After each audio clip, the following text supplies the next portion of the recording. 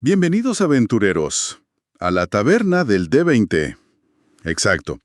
Aquí estamos de nuevo en su refugio favorito entre partidas. Este es nuestro capítulo número 20 ya, de la primera temporada.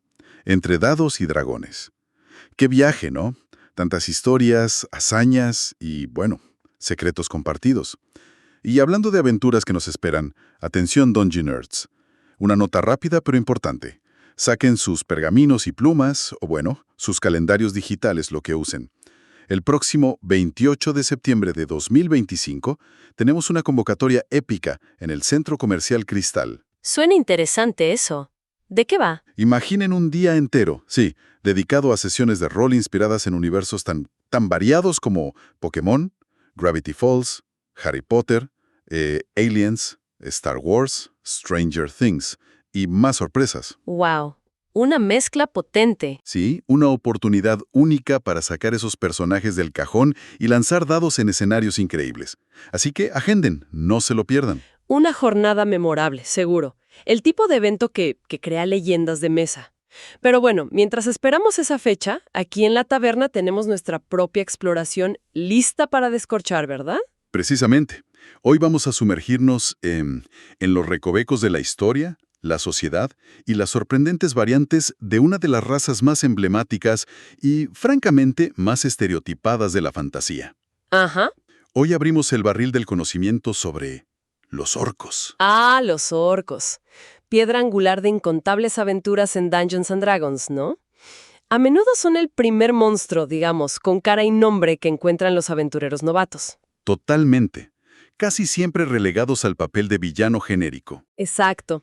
Pero si rascamos un poco esa superficie, hay mucho más tras esa piel grisácea y esos colmillos amenazantes. Totalmente de acuerdo. Empecemos por ahí, por esa imagen que todos tenemos en mente, el orco clásico. ¿Cómo lo describen las fuentes que analizamos hoy? Bueno, la imagen popular no anda muy desencaminada. Al menos en lo físico, ¿eh? Hablamos de una figura humanoide, a menudo con complexión encorvada, aunque no siempre. Ajá. La piel suele ser grisácea, a veces con tonos verdosos o marrones, eso depende mucho de la región y la subraza, ¿sabes? Y tienen pelo negro y grueso. Y esos rasgos faciales tan característicos. Exacto. La frente baja y ancha, ojos pequeños que a veces brillan rojizos en la oscuridad y esa mandíbula prominente con grandes caninos inferiores que sobresalen, tipo colmillos de jabalí. Como colmillos, sí. Y las orejas puntiagudas, tipo lobo. Eso completa el cuadro, ¿sí? Siempre me los imaginé enormes, pero las fuentes dicen que su tamaño es comparable al de los humanos, ¿no?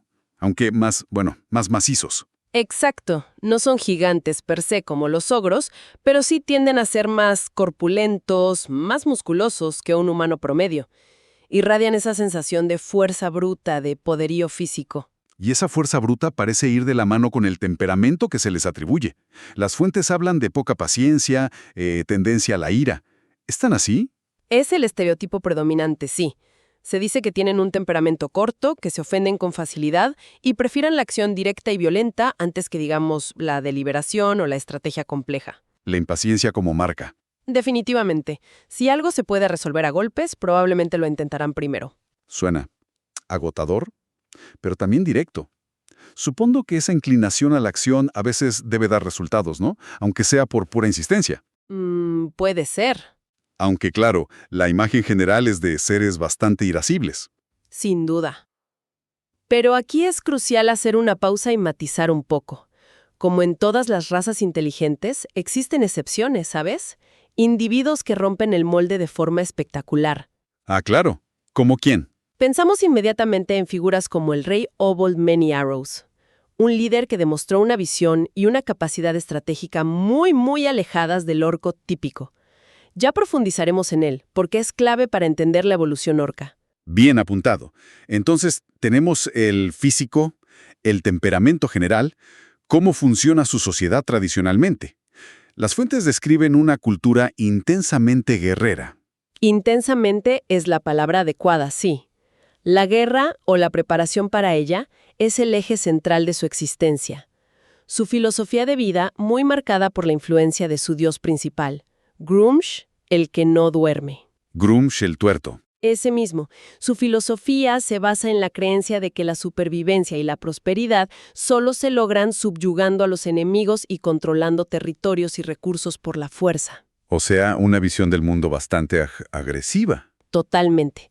Grunge les inculca que las otras razas son inherentemente inferiores y deben ser dominadas o destruidas. Eso explica la conflictividad histórica con casi todo el mundo. ¿Y cómo se organizan internamente? ¿Son simplemente hordas caóticas como a veces se les pinta? No exactamente caóticas, aunque pueden parecerlo desde fuera. Se estructuran en tribus, a veces agrupadas en confederaciones más grandes bajo el mando del jefe más fuerte o más carismático. Ajá. Un detalle interesante es que reconocen los lazos tribales incluso a grandes distancias. Un orco puede identificar a otro de su misma red tribal y sentir cierto grado de afinidad o reconocimiento, aunque no se conozcan personalmente. Dentro de esa tribu, la fuerza lo es todo. Las fuentes mencionan una dominancia masculina muy marcada. Absolutamente. La estructura social tradicional es patriarcal y basada en la fuerza y la capacidad de proveer y proteger.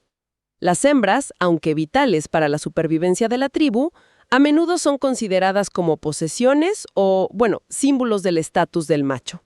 Vaya. El orgullo de un guerrero orco se mide por sus cicatrices de batalla, el número de esposas e hijos que tiene y su capacidad para imponerse a otros. ¿Y la esclavitud? ¿Se menciona como algo valorado? Es valorada culturalmente como símbolo de poder y victoria, sí. Poseer esclavos demuestra que has conquistado y sometido a otros. Sin embargo, en la práctica no es tan común. Ah, mira. ¿Por qué es...? La mayoría de las tribus orcas viven en condiciones bastante duras, y mantener esclavos requiere recursos que no siempre tienen. Es más una aspiración de estatus que una realidad generalizada, ¿entiendes? Entendido. Y en cuanto a sus hogares, no son conocidos por construir grandes ciudadelas, ¿verdad? Correcto, son pragmáticos. Prefieren ocupar y fortificar lugares ya existentes, ruinas antiguas, sistemas de cuevas naturales, fortalezas abandonadas. Lo que encuentren a mano. Básicamente, establecen campamentos o guaridas bien defendidas en lugar de embarcarse en grandes proyectos arquitectónicos. Son trabajadores competentes del hierro y la piedra para sus necesidades básicas, armas, armaduras rudimentarias, fortificaciones simples, pero su artesanía no suele alcanzar la finura de razas como los enanos o los elfos. Muy bien. Creo que tenemos una buena imagen del orco base, digamos. Pero aquí es donde se pone realmente interesante, porque las fuentes revelan una diversidad interna sorprendente. Un verdadero mosaico de orcos. No son una masa homogénea. Para nada. Y esa diversidad es clave para entenderlos más allá del cliché. Empecemos por los orcos de montaña. Son quizás los más comunes después del arquetipo general y tienen una larga historia registrada, especialmente en regiones como Faerûn. Viven, claro, en las montañas. ¿Como la espina del mundo? Justo. Viven, como es lógico, en zonas montañosas, adaptados a su entorno, imagino. Piel grisácea, musculosos y buenos escaladores. ¿Cómo son? Exacto. Perfectamente adaptados al terreno agreste. Su sociedad se basa en clanes a menudo aislados que habitan redes de cuevas y fortalezas excavadas. Y claro, vivir en las montañas significa vecinos inevitables. Los enanos. El conflicto por los recursos minerales parece un clásico de la fantasía. Un clásico eterno. Chocan constantemente por vetas de metales, gemas. Ambos excavan, ambos codician lo que hay bajo la roca. Los orcos de montaña tienen sus propias tradiciones chamánicas ligadas a los espíritus de la montaña, pero su naturaleza guerrera y brutal sigue intacta. Ahora, un contraste interesante. Los orcos grises. Las fuentes sugieren que son algo distintos, quizá menos bestiales. Es una buena forma de ponerlo. Tienen un origen distinto a los de montaña. Llegaron a Faerûn a través de portales durante las guerras del Portal Orco, vinculados al antiguo imperio de Unther. Ah, por portales. Sí, físicamente son orcos, pero quizás con rasgos ligeramente menos exagerados. Lo interesante es su temperamento. Son igual de fieros, pero no parecen tener la misma ambición territorial o de conquista sistemática que otros grupos. Actúan más por impulsos o instintos, decías. Algo así. Pueden ser impulsivos, a veces hasta ilógicos en sus acciones según estándares externos, guardan rencores con una tenacidad increíble, pero no tienen esa animosidad programada contra todas las demás razas que Grunge parece inculcar tan fuertemente en otros. Curioso. ¿Y su sociedad? Es más nómada, en tribus pequeñas que siguen los recursos, y el poder real suele recaer en los clérigos tribales más que en jefes guerreros temporales. Curiosamente, se llevan mal incluso con otras tribus orcas, pero admiran a los ogros. Fascinante esa dinámica interna. Y de la superficie, nos vamos a las profundidades con los Oroks, descendientes de orcos de montaña pero forjados en la infraoscuridad. Exacto, la infraoscuridad. Ese vasto y peligroso mundo subterráneo los ha moldeado de forma única. Aunque su hogar principal está bajo tierra, han estado emergiendo a la superficie.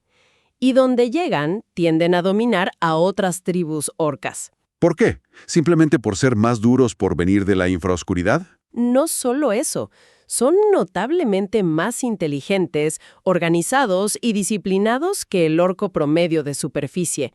Tienen una capacidad estratégica superior. Más inteligentes. Sí, bastante más.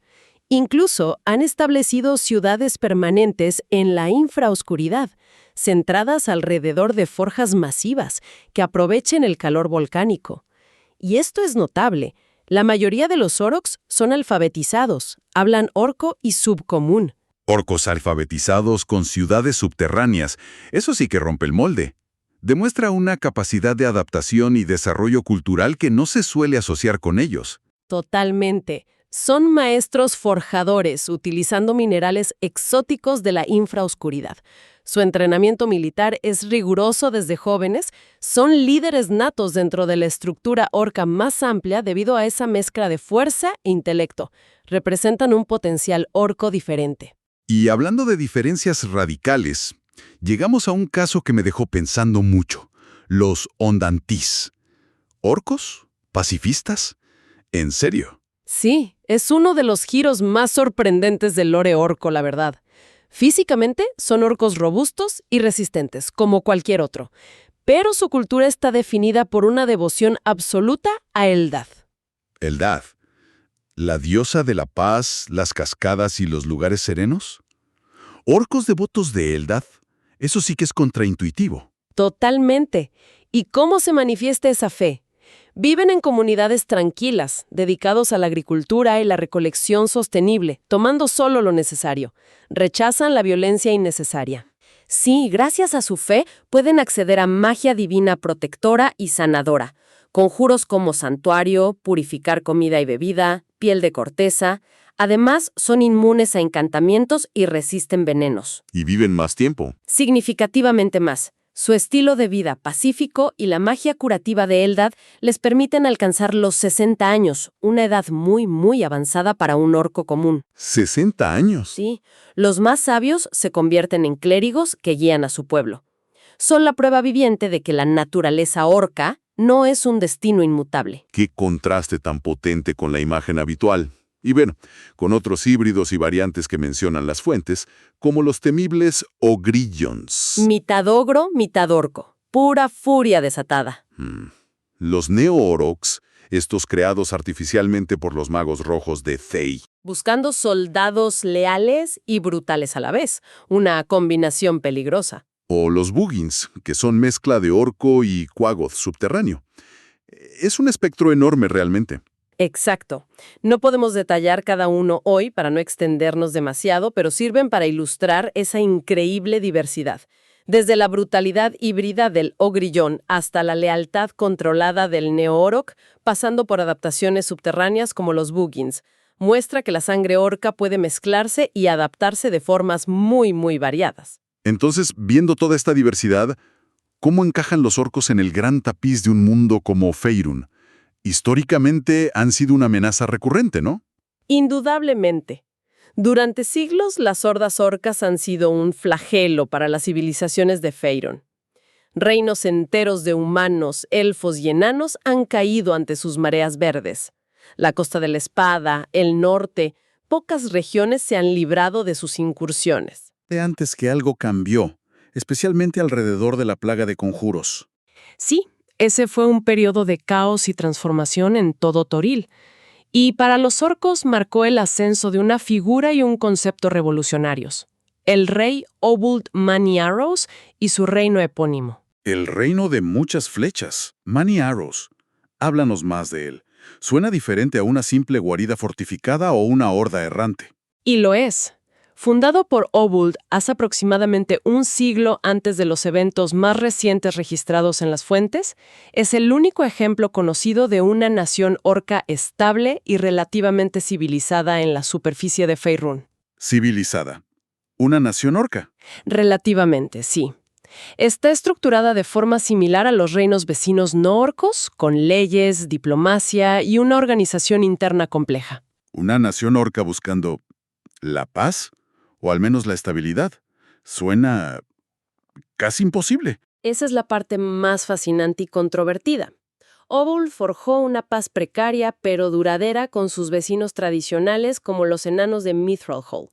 Su reino adoptó actitudes y un nivel de civismo que desconcertaron a propios y extraños. Pero imagino que no todo es color de rosa. Por supuesto que no. La tensión siempre está ahí. La herencia de Grumsh y la naturaleza guerrera no desaparecen de la noche a la mañana. La paz es frágil, siempre al borde de romperse. Pero el hecho de que exista y haya perdurado es un hito en sí mismo. Incluso se menciona que de esta región han surgido héroes orcos. Exactamente. Cambia la narrativa por completo. Demuestra que bajo ciertas circunstancias y con un liderazgo diferente, los orcos pueden aspirar a algo más que la conquista perpetua.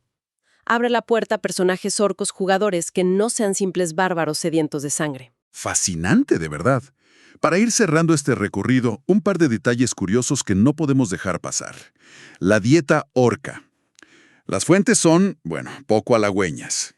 Digamos que no es gourmet, no. Se la describe como funcional y poco apetecible para otros paladares. Hay rumores persistentes mencionados en algunas crónicas de aventureros. ¿Rumores? ¿De qué tipo? De que a veces enriquecen sus guisos con cosas como cuero viejo o incluso botas desechadas, aunque quizás sea solo una exageración para enfatizar su rudeza, ¿no? Puaj, mejor no indagar mucho en la receta entonces. Y para terminar, su esperanza de vida. Muy corta, ¿verdad? Extremadamente corta para los estándares de otras razas humanoides. Maduran rápido, alcanzando la edad adulta sobre los 12-14 años. Se consideran viejos pasados los 25 y venerables a los 35. ¿35 años y ya son venerables? Sí, vivir más allá de los 40 es una rareza, principalmente debido a la altísima tasa de muertes violentas, ya sea en batalla, luchas internas o por las duras condiciones de vida. Alcanzar los 45 o 50 sin ayuda mágica es casi legendario. Una vida intensa y fugaz, definitivamente. Y su historia en Faerûn, para resumir, es la de unos recién llegados, en términos cósmicos, ¿no? Correcto. No son nativos de Toril. Llegaron en oleadas desde otros planos o mundos a lo largo de milenios. Durante eras, fueron simplemente hordas destructivas. El gran punto de inflexión fue la unificación de tribus bajo Obuld Many Arrows, considerado el elegido de Grumsh, quien fundó el reino de muchas flechas alrededor de 1371 CB, el cómputo de los valles. Y ese reino perdura. ¿Sí? Para finales del siglo XV CB, ese reino llevaba años manteniendo una paz tensa, buscando una nueva forma de existir. Un experimento orco, si quieres verlo así. Pues sí que hemos descorrido el velo, de la imagen del bruto destructor a una realidad llena de matices. Orcos estrategas, orcos pacifistas, reinos buscando estabilidad, híbridos extraños. Definitivamente mucho más que simples monstruos verdes para poblar mazmorras. Exacto. Nos recuerdan que incluso las criaturas que catalogamos fácilmente como monstruosas pueden tener una profundidad inesperada. La tensión entre la influencia divina de Grumsh, la adaptación cultural y el potencial individual es lo que hace a los orcos modernos tan interesantes. ¿Qué pesa más? ¿La sangre, los dioses o las decisiones propias? Una pregunta que queda flotando en el aire, ¿no? Justamente. Esperamos que esta exploración a fondo del mundo orco les haya parecido tan reveladora como a nosotros. No olviden seguirnos aquí en la Taberna del D20 para no perderse futuras incursiones en las historias y secretos de nuestros universos de fantasía. Y tal vez la próxima vez que se crucen con un orco en sus aventuras, la pregunta no sea solo cuántos puntos de golpe tiene, sino qué historia hay detrás de esos colmillos. Quizás sea un Ondanti buscando paz o un Orog tramando algo complejo. Exacto. Estén atentos, porque en nuestro próximo capítulo nos sumergiremos en otras razas fascinantes y sus secretos. ¿Se vienen las demás? Hasta entonces, aventureros, y que sus dados siempre rueden alto.